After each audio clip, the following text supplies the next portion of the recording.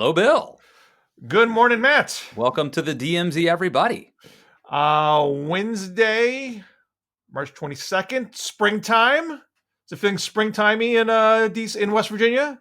Yeah, man, it's going to be 64 degrees here today. You can't beat that, except I just got back from Miami where it was, in the 80s. But otherwise, it feels great to be in the 60s. Not been to Miami. I've been to Orlando, Tampa, but not Miami, which I'm sure is like a whole different universe. Yeah, it's a different world down there, man.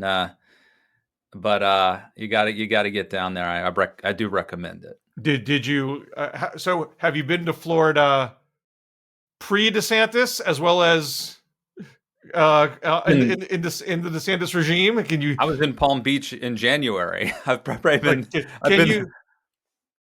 But I will say I met up with I don't think they would mind me saying so. I met up with Mark Caputo while I was down there, and Kimberly Leonard, who are This is both Caputo, the Florida reporter, or Caputo, the Trump lackey. the Florida Miami Herald, Politico, NBC News, and whatever comes next reporter, and Kimberly Leonard from Business Insider, who is on top. She's very good on top of the DeSantis political world.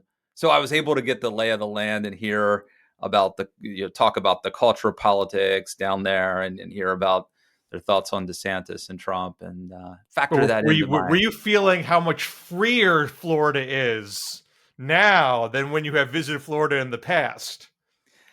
I mean, I go to Florida 2 or 3 times a year, and I could tell you that it was awesome to go there during COVID. I mean, especially there was a certain point when I was vaccinated, right?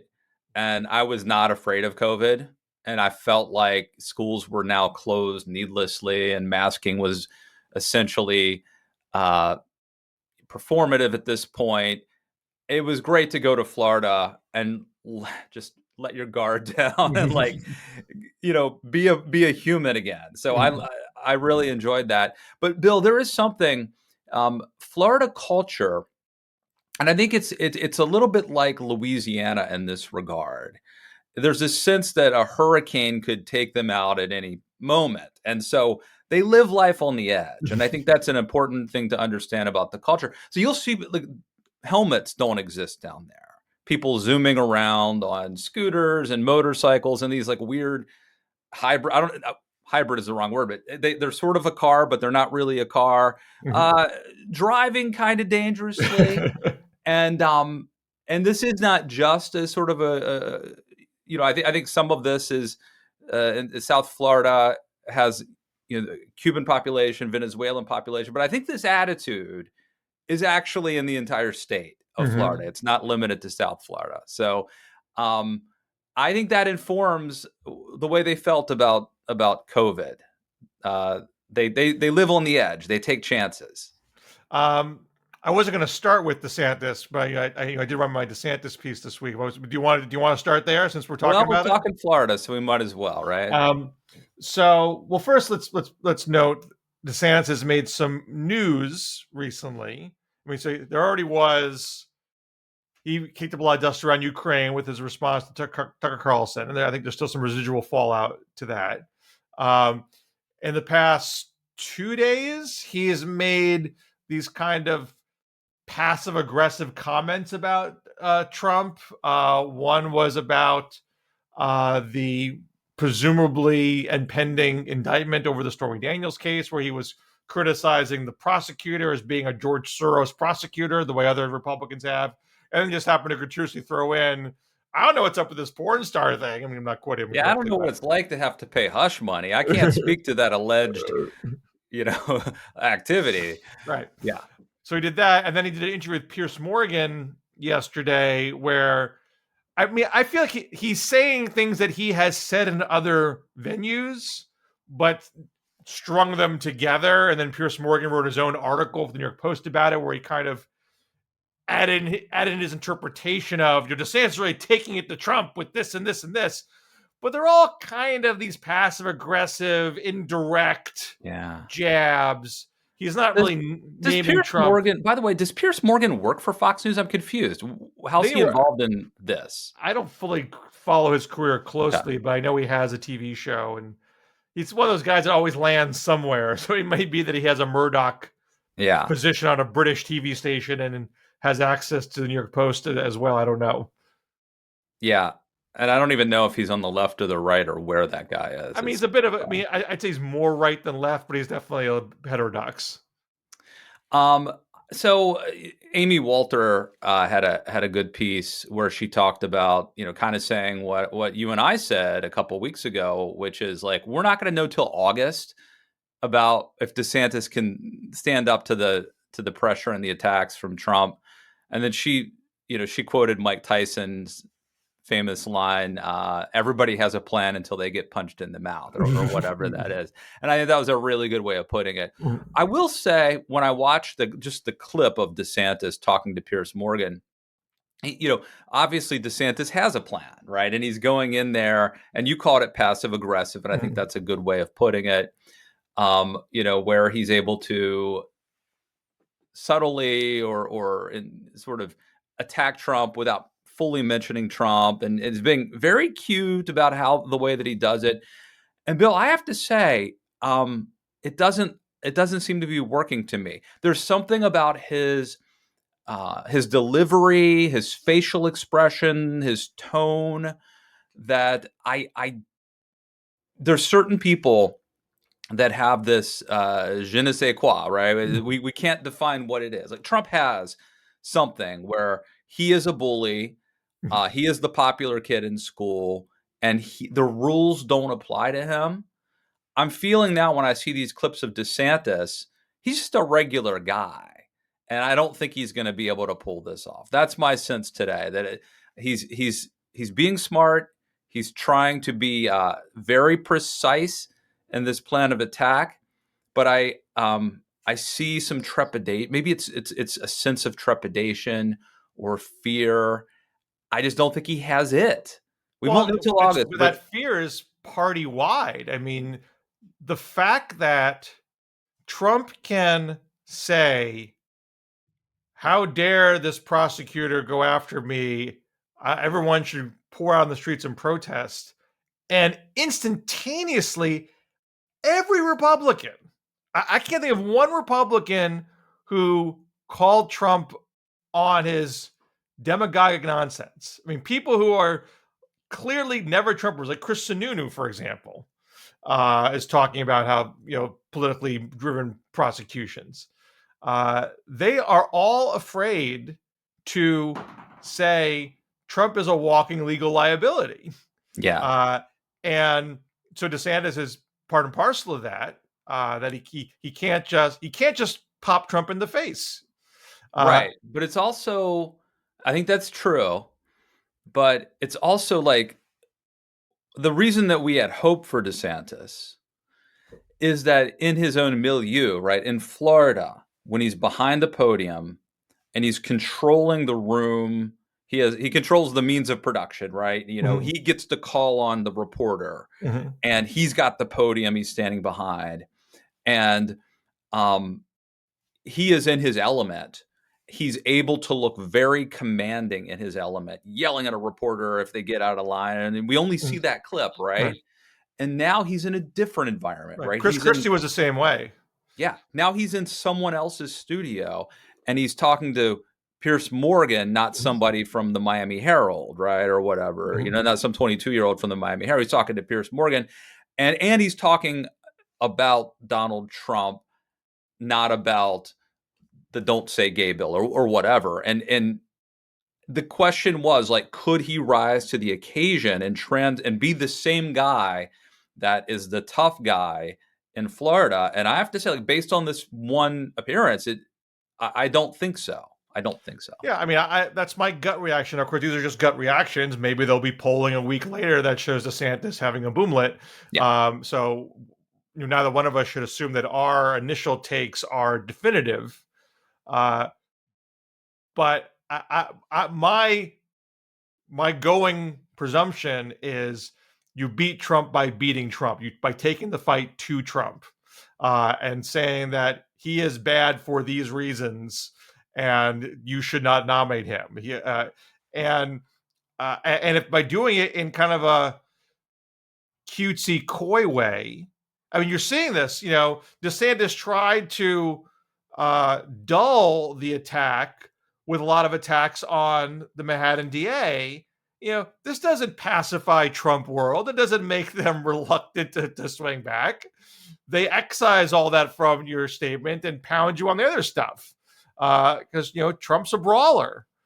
So I just maybe if you had a much broader, deeper well of support. Like I think Obama was actually pretty good at uh, shrugging things off because he had a swagger Yeah. when he had a reservoir of swagger. It wasn't always there, but he drew on it when he needed to. Uh, I and don't think it worked. Yeah, I think you're right. Obama could do that. I don't think DeSantis can do that. right, I mean DeSantis is not the guy you want to have a beer with. DeSantis is Yeah. not your buddy. DeSantis, you know, touches a certain nerve because he owns the libs in a way that is satisfying. But I think the argument that I'm so much more, I mean, he doesn't use Trump by name. Like I'm competent. I keep my eye on the ball. I get points on the board. I have a team that is loyal, and there's no palace intrigue. Um, I don't think that is compelling enough to say this makes me superior to Trump because you're talking to an audience that was perfectly happy the way Trump went about doing things.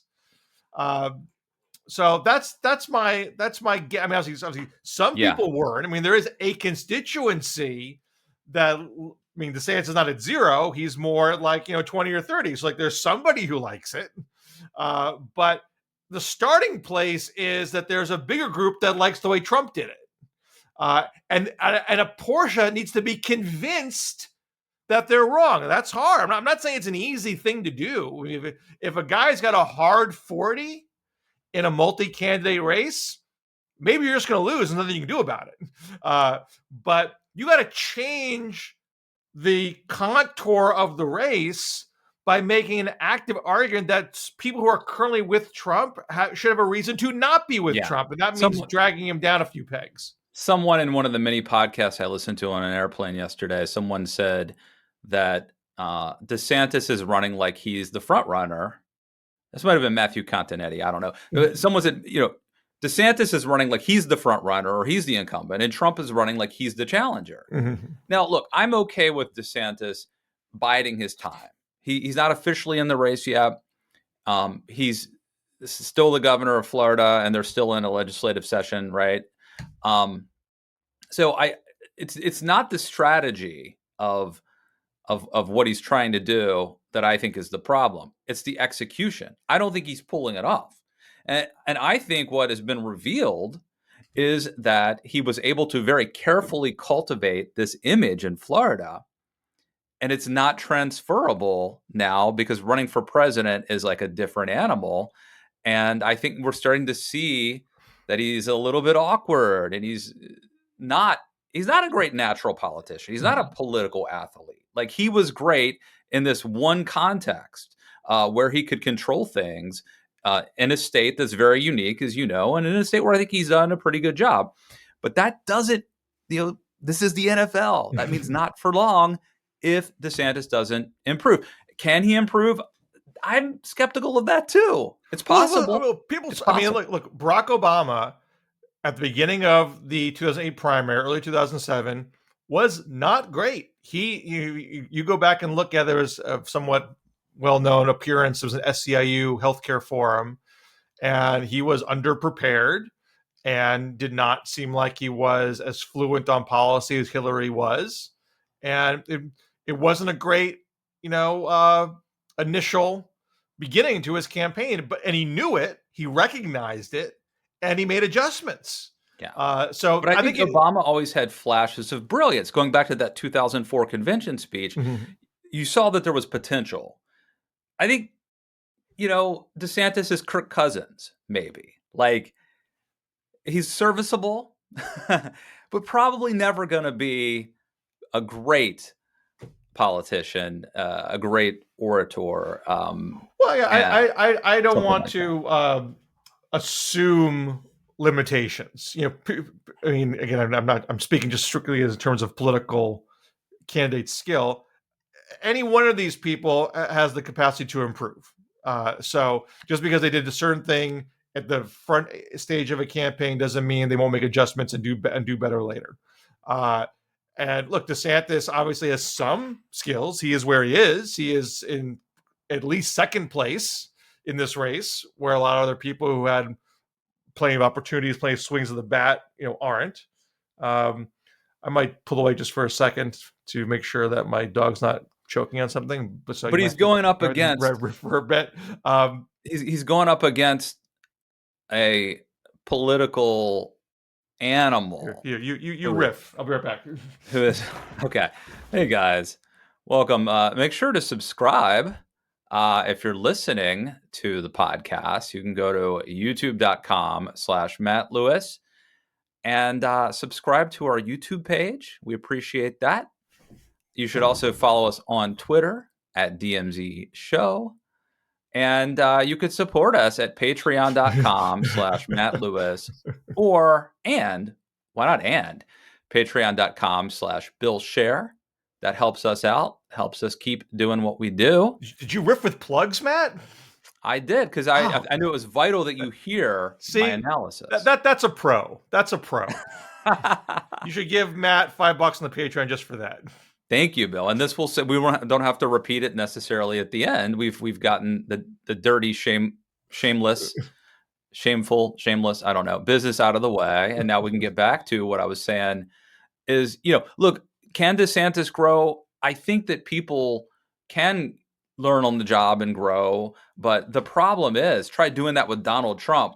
Well, you're trying to climb this ladder, right? And he's throwing like pianos at you. I do not envy anyone with the task of defeating Donald Trump in a Republican primary. He is a hard person. Bullies are hard. It's hard to deal with a bully when you're in fifth grade. Bullies are difficult characters to grapple with. Now, I think DeSantis has grown, quote unquote, from where he was as a backbencher House member when no one thought he was going to be where he is today. He has made adjustments over the course of his career. He's adapted to be more compelling to the current state of the Republican Party.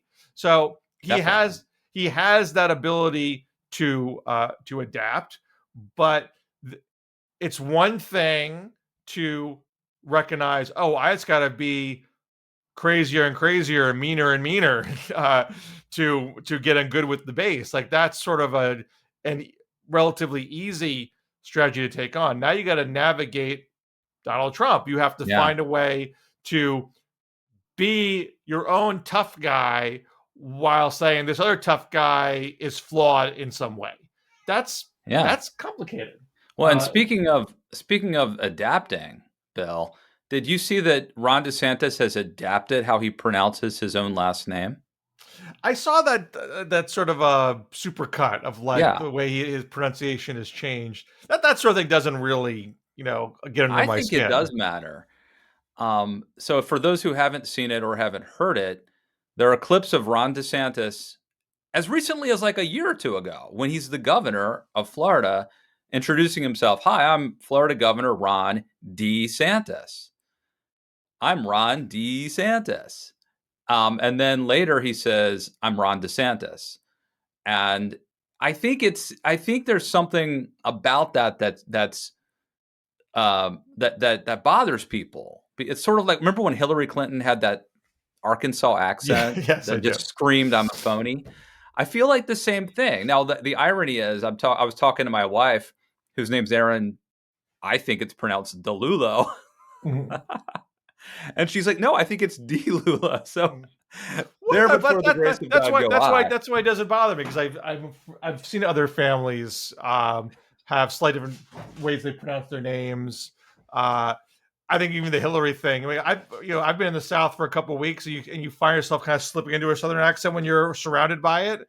So I could see she slipped into it when she was Arkansas First Lady, and then I'm not she fell out of it when she got to DC.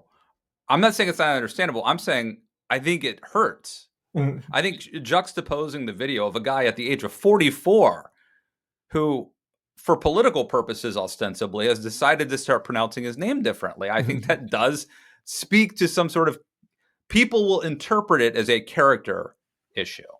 They might. They certainly might. What is in his mouth now? What are you worried that your dog is dying? I just dealt with like 2 pet, medical crises, Oh, that's true. Yeah. which The were, cats, right? not cheap. So I'm definitely constantly on watch of like them ingesting something they shouldn't be Trust ingesting. me. No, I remember one time, Bill, someone gave me a Christmas present and I brought it home and I put it under the tree. And what I didn't know is that it was a bag of dark chocolate, like Dove dark chocolate. Yeah. And these were like individually wrapped, and it was wrapped in a Christmas, wrapping paper. And my pug, Uncle Rico, while I was gone, ate an entire bag, including the wrapping paper, the plastic, and the little tin wrappings Ugh. around each Ugh. dark chocolate. And it was not cheap. Yeah. It was not cheap, and it was not fun for anybody, I can assure you. Yeah. Wait, back to a more fun topic, Ron DeSantis, Yes. everyone's pal. So I wrote about Ron DeSantis for the Washington Monthly this week. Oh, yeah. You got some good buzz for that, Bill. Thank you.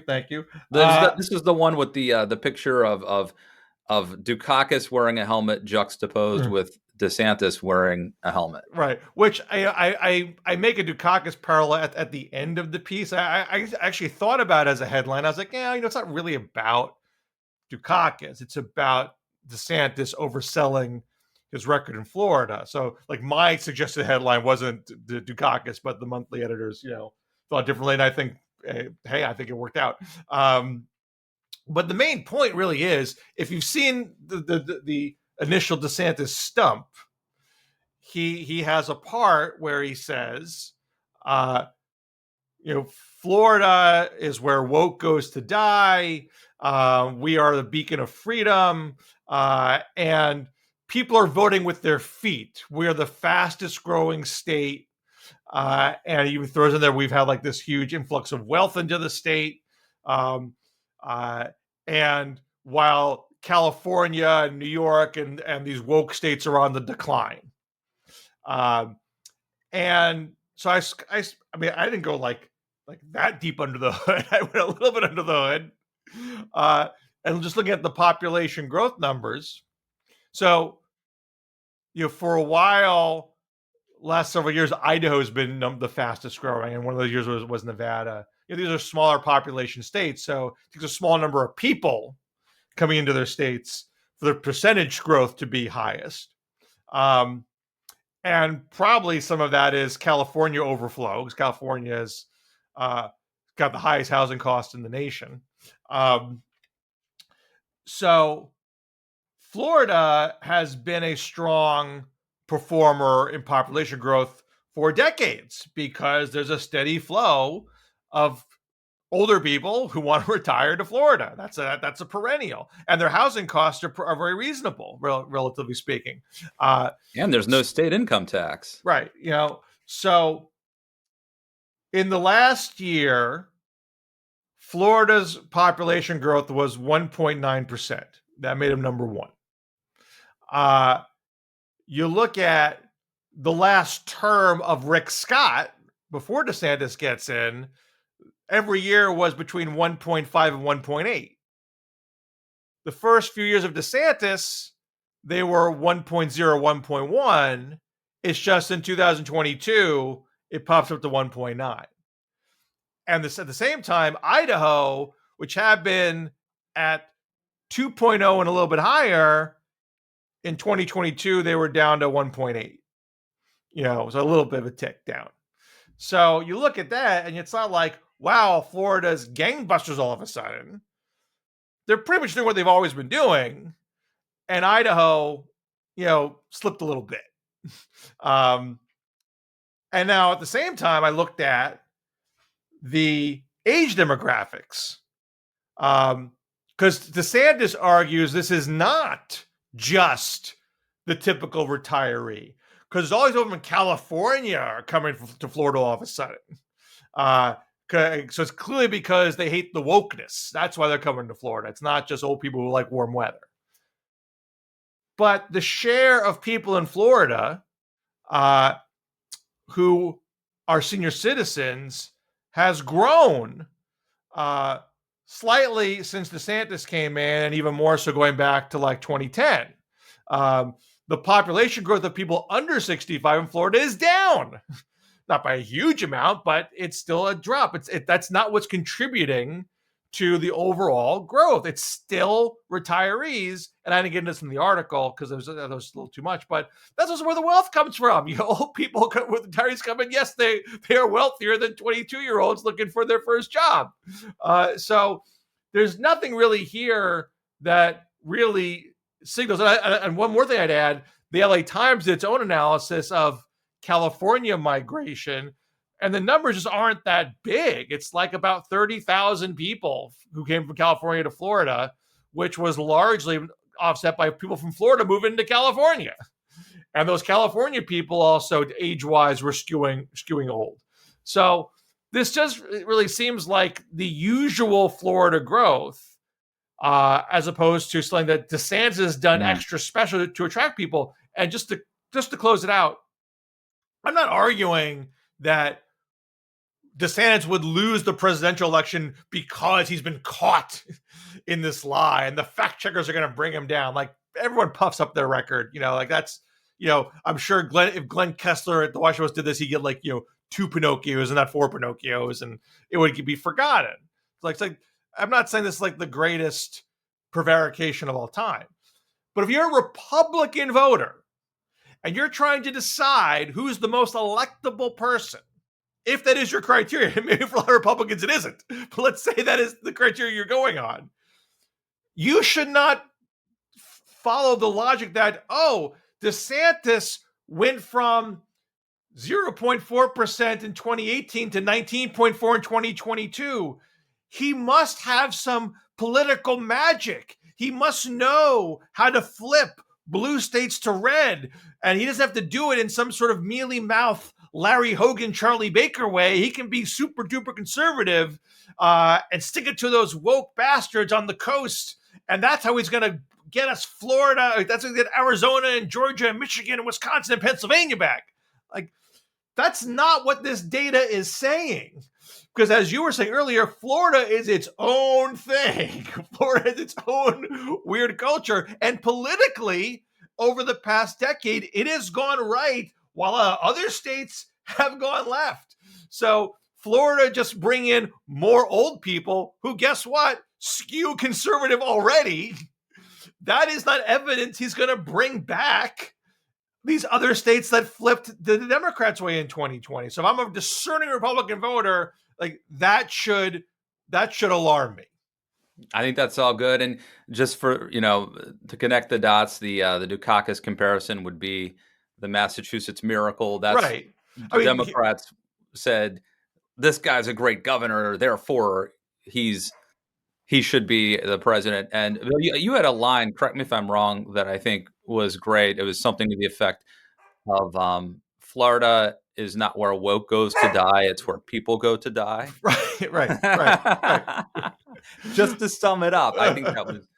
And so the Dukakis point, obviously Dukakis, I think, is a more decent human being than Ron DeSantis. But the point is, he tried to sell his state as a model that he could spread throughout the country. What did George H.W. Bush do? Take Massachusetts values and shove them down his throat. This guy released prisoners of first-degree murderers on furlough, and they won't vetoed the Pledge of Allegiance, and forgive me for a couple others, but like it's attacking the person's strongest argument, not their weakest. Exactly. Yeah. You can't assume that the rest of the country is hankering for Florida values. There's no evidence of that in what we've seen in the past election cycles. It would be fun to do the whole Florida man thing, but since Trump also lives in Florida and probably wants to win Florida, it's not the same as attacking Massachusetts, the People's Republic, or whatever. Well, I'm curious if Trump goes there and is like, he's nothing special. I've been in Florida for a while. Like, he's not doing anything so great. Florida was like this when he got here. He's not doing anything that I wouldn't do or couldn't do as president. And I know because I live there. Yeah, it wouldn't surprise me. And Trump, you probably saw this, Bill, but Trump took umbrage to Ron DeSantis's comments about paying off porn stars hush money, and I guess Truth on Truth Social retruthed that photo of Mm-hmm. DeSantis and presumably these high school girls, students or whatever that he had taught, and Trump said something to the effect of, nice political career you have there. It would be a shame if something happened to it. That's where that's what the little jabs from DeSantis. At least you can't assume they're gonna blunt the roundhouses coming from Trump. Yeah. And Trump basically said, like, DeSantis is probably going to learn what it feels like to have false allegations about impropriety leveled at you, something like that. Now, do you think that Republicans are correct in thinking that if Trump is indicted in the Stormy Daniels case, that is going to be good for Trump in the larger scheme of things, and therefore they should be standing with Trump throughout it all? Well, I mean, I think it's complicated, right? So I do think that there are like what 3 or 4 different potential legal challenge, problems that Trump is facing, and this one, on some people argue that it resonates because sex sells, and just like a sex scandal with, say Bill Clinton's Monica Lewinsky scandal got a lot of attention. It's like a TMZ story. It's not just a New York Times story. Other people, I think, say like we're at a point now in our culture where people are be more kind of dismissive of a sex scandal, and it looks like kind of weak, you know, whatever, weak sauce. I don't know what the expression is, but like, um, I think there is an argument to be made that like this is, maybe this is politicized. I'm not trying to be like Ron DeSantis both sides here, but I think there is an argument that like, come on, of all the horrible things Trump has done, this is what you guys are leading with.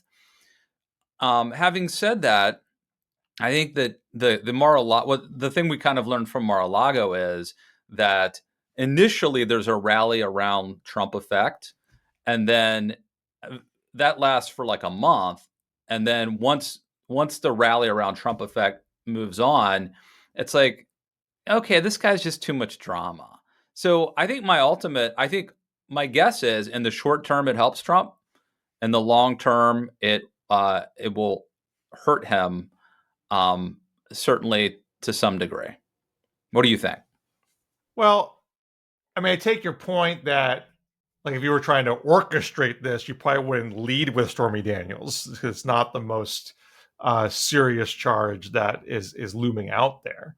Of course, the fact that it is the thing that might go first is evidence that Democrats are not orchestrating this. This is not some sort of scripted political attack. So they'd much rather, indict over a January 6th related thing, or the Georgia thing where he's caught trying to steal votes in Georgia. That's why if I'm a Republican, I would say to myself, I know this isn't the first and last thing out there. I know there's probably more coming that's going to be harder and harder to defend. And sure, it might be what's the safe ground to stand on during this primary season, but it's really toxic to the party over the long haul, as we just saw in the 2022 general election. Election denialism is total political death. It's just there's such opportunity for Republicans to rip off the Band-Aid here. But I still think there's a belief, and it may be misguided. It may not be based on reality or evidence, but Trump still has this feeling that he's magical. Mhm. And so, yeah, I think in a normal world, Republicans would look at this, if any other Republican in history were indicted, at this point in a presidential race, they would be done. And partly because the Republican voter would assume that they're going to lose, that they can't win. You can't win, and that the press is going to destroy them. And so it wouldn't be that the Republican voter necessarily is moving on, but they're moving on because just the perception that no one could overcome this. But Trump has this almost magical, people have a magical belief in Trump. And so I don't think that those rules apply to him. There's a sense that he is Houdini, that he always, that he always comes out of it, lands on his feet somehow. Did you see the Al Franken and Lindsey Graham interview on the Daily Show? Just the main clip about who would have thought that a porn star would be the one who takes him down.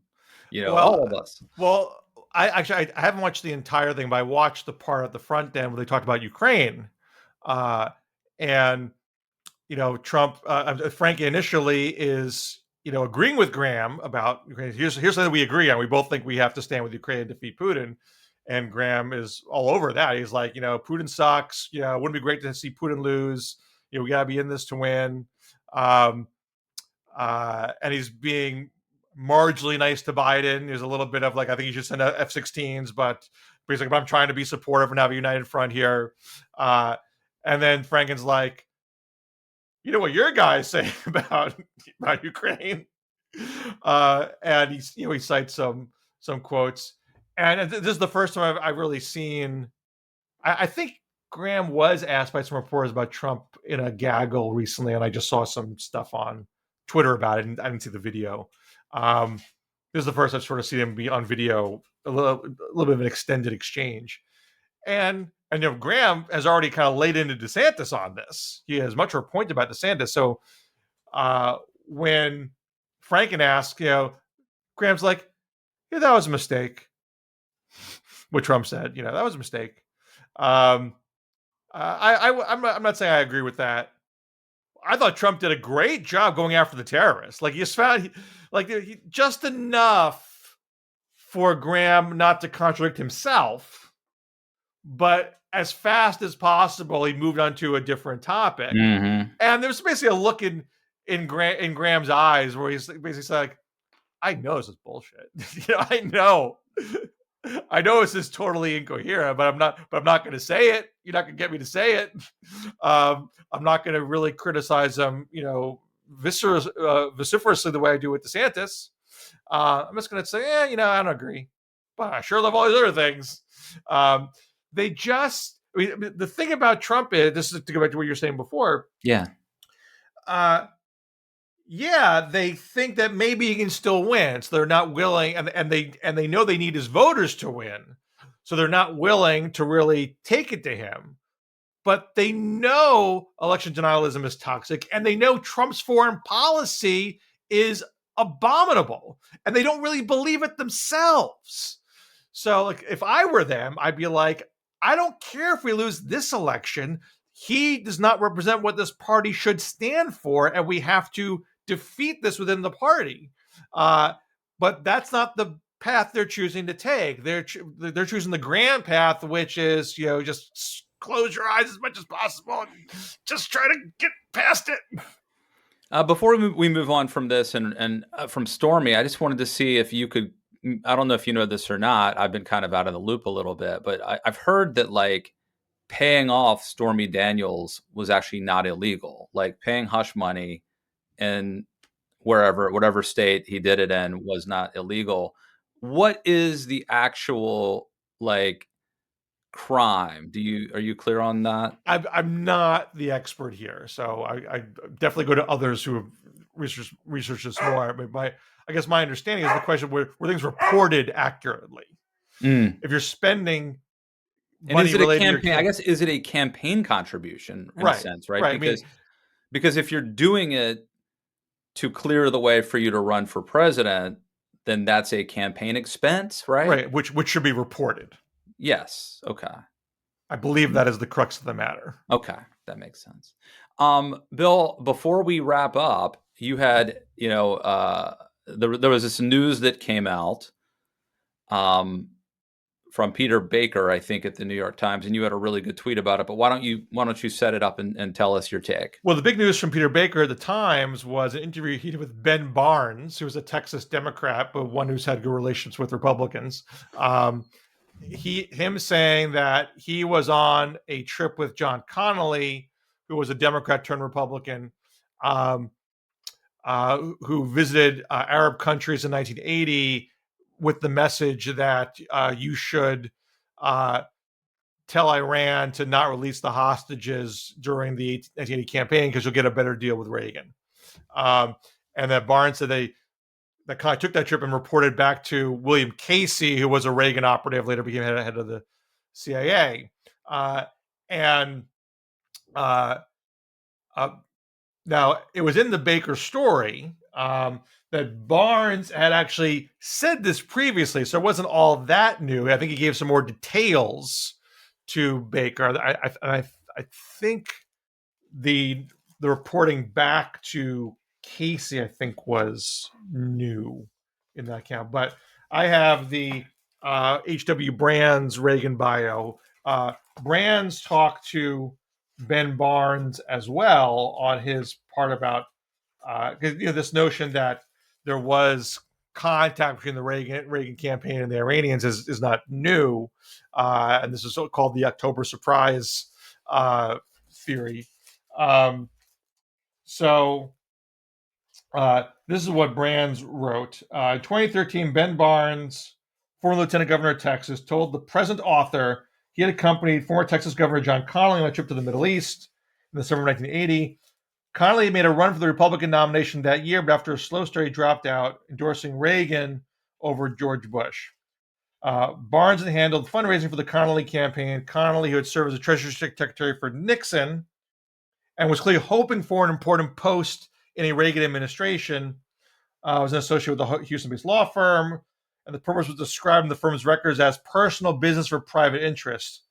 But public business was in prospect. Recommendations by Nixon preceded Connally to the Middle East. Quote, "I am sure you will find a talk with him most interesting in view of his enormous experience in government and the likelihood, I hope, that he will play a major role in the Reagan administration," Nixon wrote to one foreign interlocutor. And it goes on to say, Barnes volunteered to the author that the trip had a connection to the American hostages in Iran.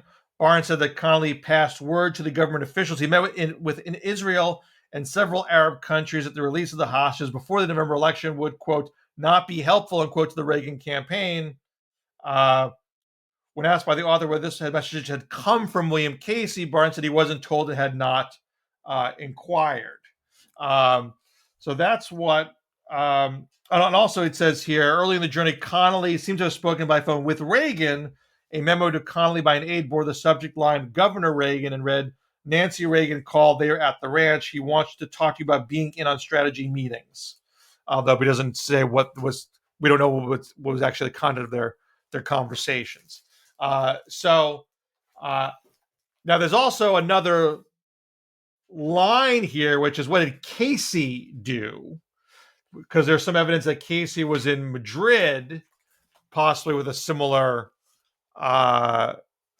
objective, and also in the Brands book here, there was a government commission looked into this and couldn't conclude that Casey was in Madrid. That says here in the book, but the administration declined to share evidence indicating that William Casey had been in Madrid at the time of the alleged meeting between Casey and the Iranian contacts.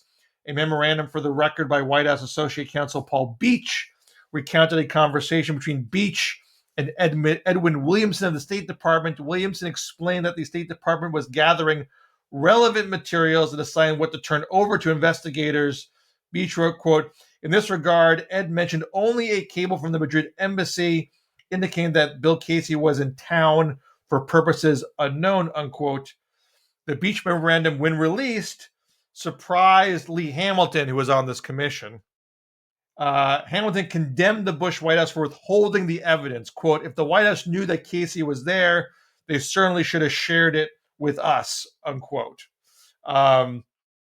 So So there's two lines here. There's this Casey line. There's the Connolly line. Barnes is giving more evidence that the Connolly trip was about sending this message. So I think that there's very good evidence here that people in Reagan's orbit were sending this message.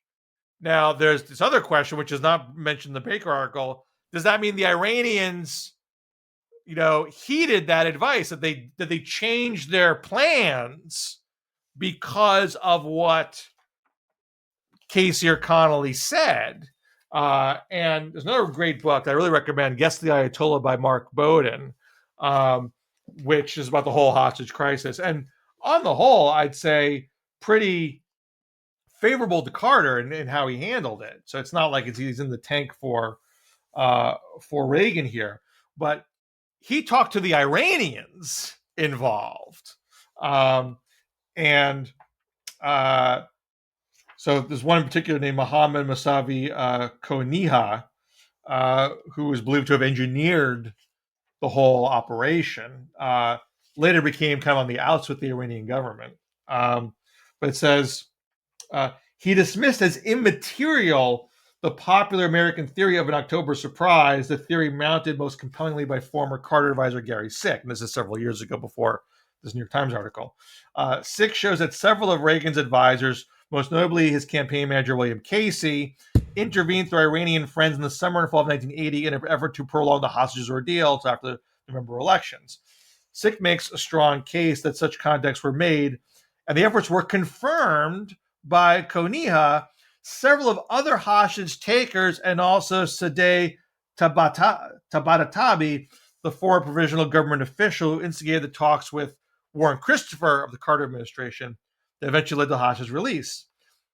Like the cleric, they found the Reagan campaign's efforts a revealing peek at the cynical underside of American politics, but they said they had little bearing on Iran's decision to hang on to the hostages until Carter officially left office. All the hostage takers I interviewed said the decision to wait until Carter officially left office was deliberate, a final insult to the man they had propped up as the representative of the devil on earth. They already had reason to screw Carter. They didn't need the Reagan people to tell them what a good idea that was. So I think the evidence is the Reagan people tried to do it, which is illegal to do. It's illegal to conduct diplomacy if you're not part of the government. But to say that changed the course of history, someone better tell Mike Flynn that, Bill. But I don't think it changed the course of history. I think the Iranians were going to do that anyway. So that's my take of it all. I think that sounds right. I mean, for me, we'll probably never know, but I sincerely hope that Reagan was not involved in this. If in fact, and there's no evidence of that. I mean, there's this little thing that Connolly may have talked to Reagan about something. Otherwise, we have no indication that Reagan told Casey to do this. Because I probably don't have to say this, but not only is it illegal to conduct foreign policy, and I think, as I recall, Ted Kennedy might have even done some things to undermine Reagan during the Cold War. But not only is he's a government official, so that's a little different. Fair. Yeah. Still bad, but you're right. Is it the Wagner Act? What's that called? I can't remember. It's the Logan Act. The Logan Act. And do you know where that's mentioned, by the way? The Logan Act is mentioned if you watch the movie Charlie Wilson's War with Tom Hanks. There's a scene where Tom Hanks says, like, they're going to get me for violating the Logan Act, which I had never heard of when the movie first came out. But then it became very, and around 2016, at 2017, it became a big thing. So I don't have to say this probably, but not only would it be illegal, but would be despicable. I mean, it would be despicable from a political standpoint to try to destroy Jimmy Carter based on this. But just imagine if you are a hostage and you have to stay there an additional month or two or whatever, or if you're the family of someone who's been taken hostage, and that's an extra, month, or I don't even know how long it would have been, but your audio's out, Bill.